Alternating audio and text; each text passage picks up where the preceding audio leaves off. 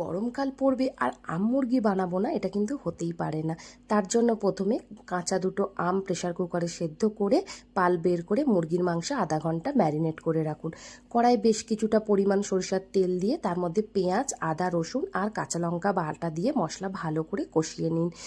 তারপরে এর মধ্যে কিছু বেসিক মশলা যেমন লঙ্কা গুঁড়ো, কাশ্মীরি লঙ্কা, হলুদ, নুন, জিরে, ধনে আর গরম মশলার পাউডার দিয়ে তেল ছাড়া অবধি অপেক্ষা করুন। তেল ছেড়ে এলে ম্যারিনেট করা চিকেন দিয়ে ভালো করে কষিয়ে নেবেন। এই রান্নায় কিন্তু আলাদা করে কোনো জল পড়বে না, চিকেনের নিজস্ব যে জলটা বেরোবে তাতেই রান্না হবে, আর রান্নাটা তাতে কিন্তু আরও বেশি টেস্টি হবে। এবার ওই আমের টক ভাবটাকে ব্যালেন্স করার জন্য পরিমাণ মতো চিনি দিয়ে দিন, আর ওপর থেকে দুটো গোটা কাঁচা লঙ্কা আর 1 চা চামচ ঘি দিয়ে পরিবেশন করুন। এটা ভাত, রুটি, পোলাও বা পরোটার সাথে খেতে পারেন। আমি পোলাওয়ের সাথে খেয়েছিলাম, খেতে দুর্দান্ত হয়েছিল।